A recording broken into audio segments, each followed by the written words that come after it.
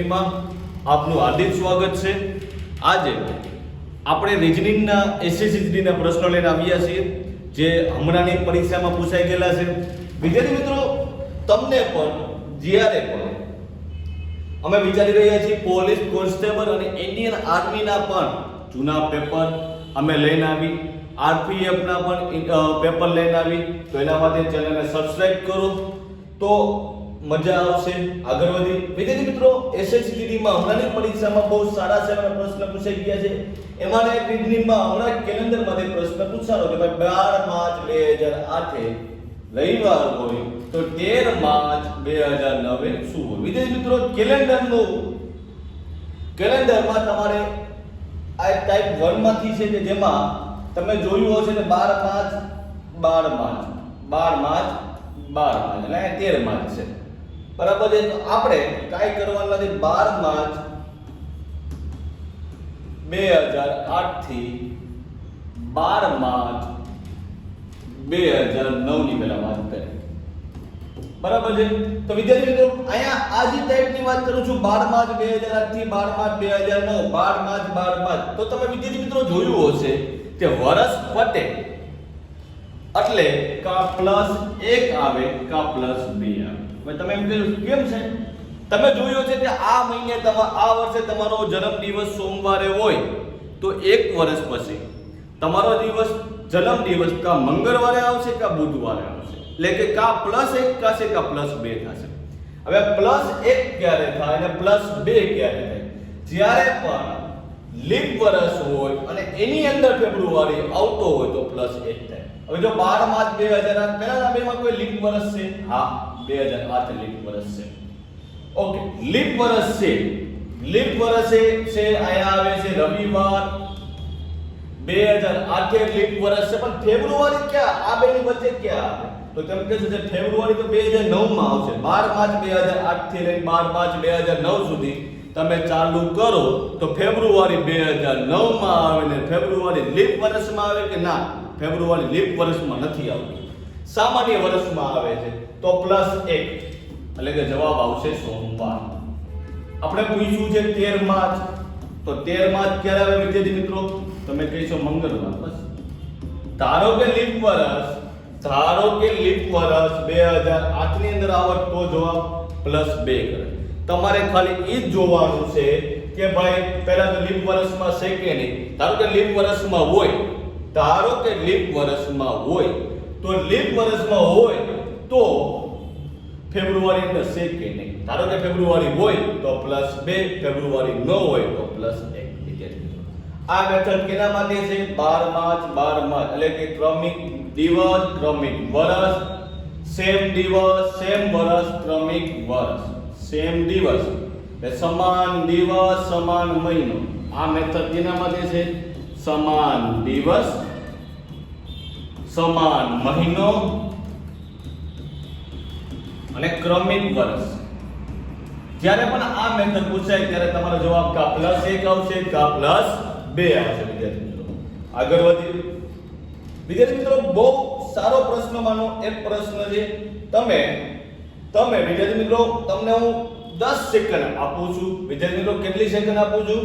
10 second આપું છું। વિદ્યાર્થી મિત્રો, કેટલી સેકન્ડ? 10 સેકન્ડ। મને કોમેન્ટ કરો, તમે 10 સેકન્ડ માનો જવાબ આપી શકો છો કે નથી આપતા?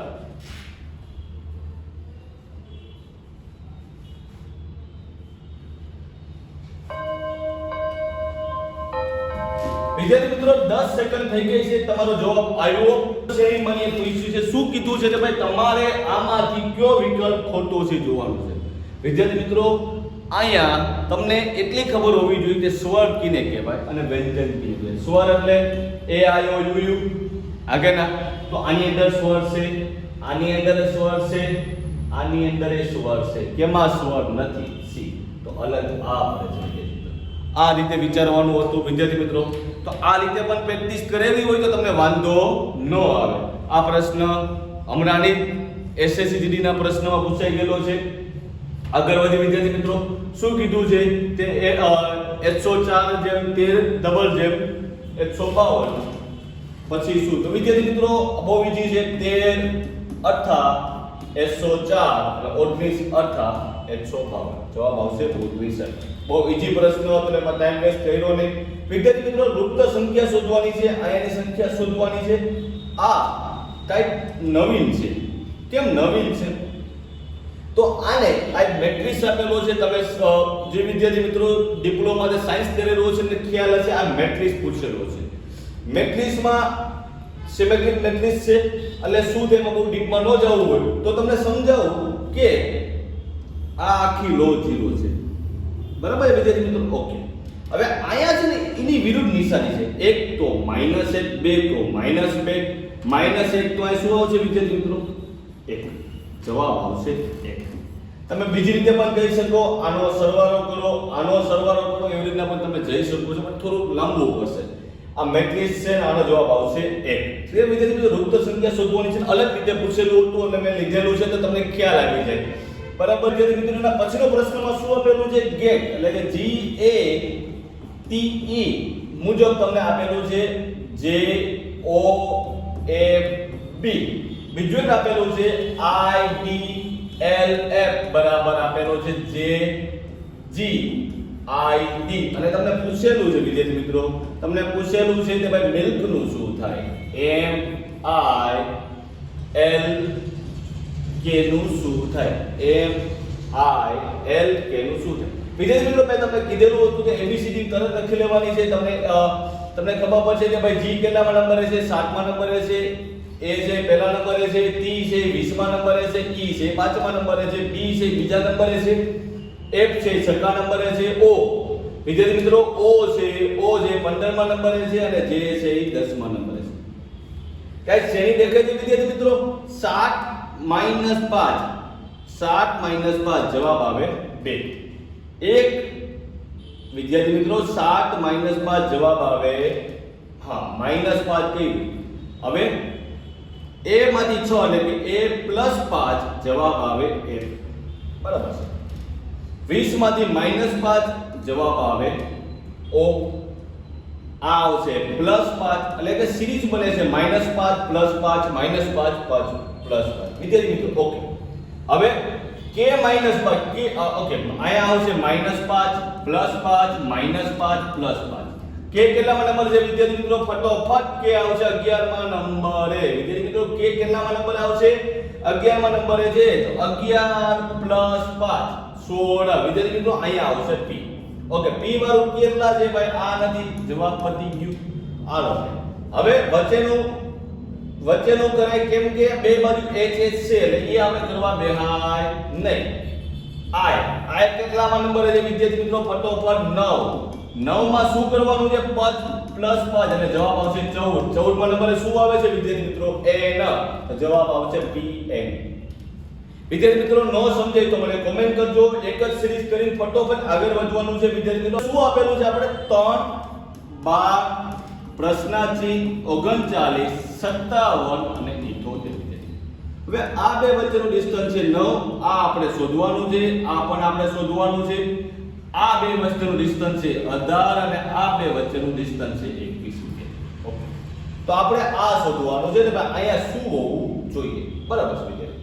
હવે ધારો કે તમે આનું ડિસ્ટન્સ જુઓ તો આ છે ધારો કે 3. બરાબર ને વિદ્યાર્થી? હવે આપણે એવું વિચારીએ ભાઈ આનું ડિસ્ટન્સ 3 હોય. ધારો કે બધાનું ડિસ્ટન્સ સરખું છે આ. બરાબર છે? તો 3 હોય તો અહીંયા કેટલા હોવા જોઈએ? 15. એના પછીનું ડિસ્ટન્સ માં અહીંયા કેટલા હોવા જોઈએ? વિદ્યાર્થી મિત્રો 15 માંથી જાય તો અહીંયા હોવા જોઈએ 12 નું ડિસ્ટન્સ. 12 માંથી બરાબર ને? તો અહીંયા આવશે 3, અહીંયા આવશે 3. તો આ બધું તમે બીજું ડિસ્ટન્સ જો તો 3 થઈ જાય છે વેરી. તો અહીંયામાંથી કેટલા બાદ કરવાના થશે? તો 39 માંથી કેટલા ભાઈ? 39 માંથી 15 જાય તો વધે 4.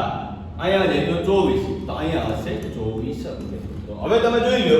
હવે 24 ને 12 નું વચ્ચેનું 12 નું ડિસ્ટન્સ આ બેનું 9 થઈ ગયું ફટોફટ. તો આ રીતે પણ તમે આ સોલ્વ કરી શકો છો વિદ્યાર્થી મિત્રો. ન સમજાણું તો કોમેન્ટ કરી લેજો.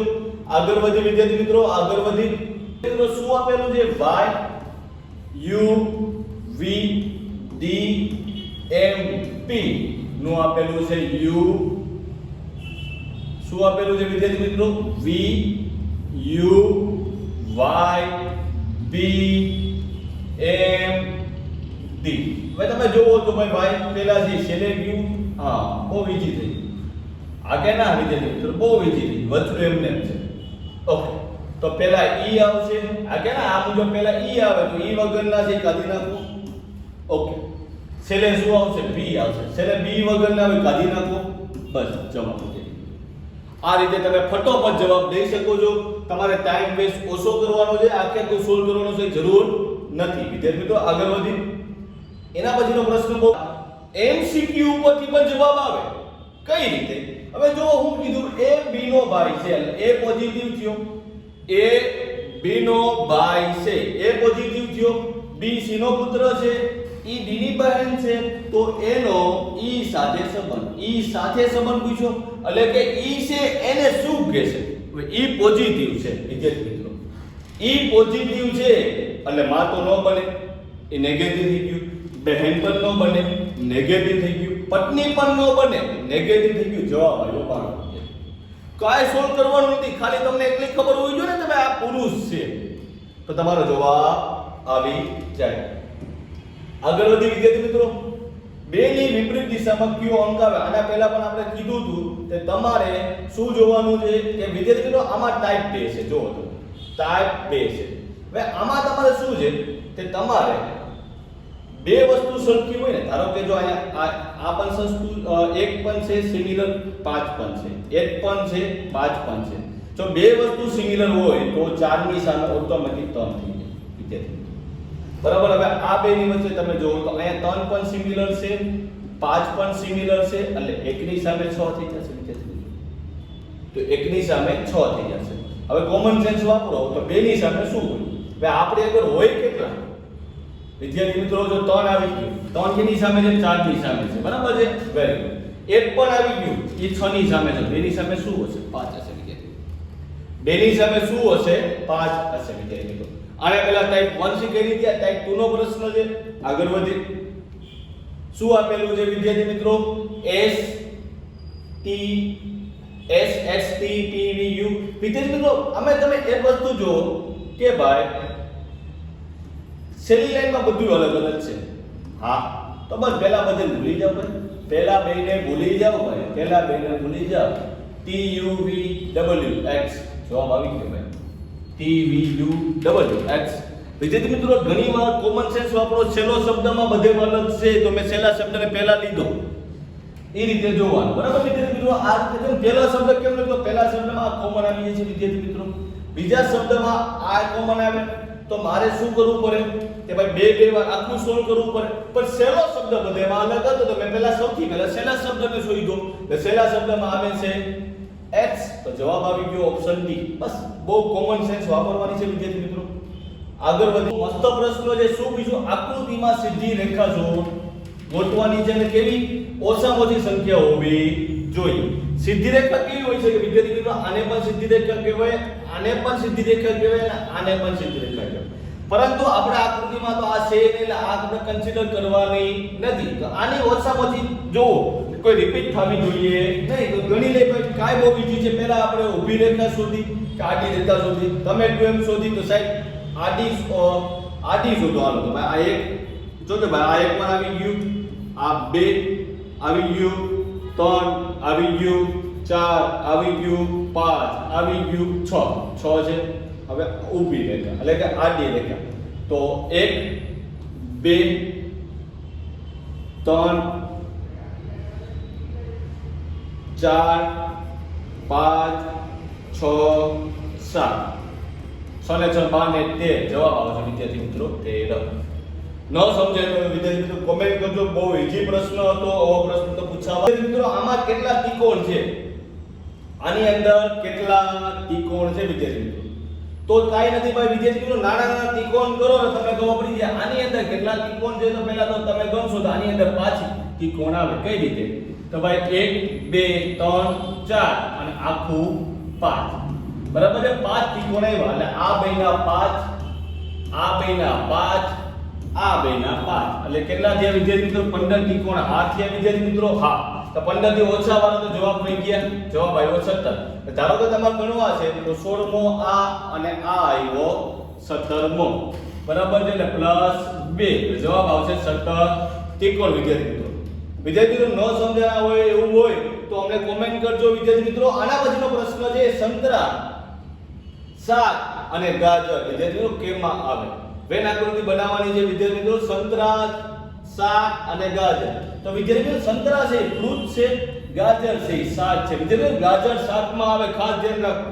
તો આ ગયું સંતરા અલગ છે ભાઈ, આ ગયું ગાજર અને આ થયું શાક વિદ્યાર્થી મિત્રો. તો જવાબ આવશે ઓપ્શન ડી એટલે ચાર, સંતરા, શાક અને ગાજર. વિદ્યાર્થી મિત્રો ન સમજાય તો કોમેન્ટ કરજો. અને આર્મી, પોલીસ કોન્સ્ટેબલ અને આરપીએફ ના પ્રશ્નો જોતા હોય તો કોમેન્ટ કરજો અને અમારી ચેનલને સબસ્ક્રાઇબ કરજો. જય હિન્દ, જય ભારત.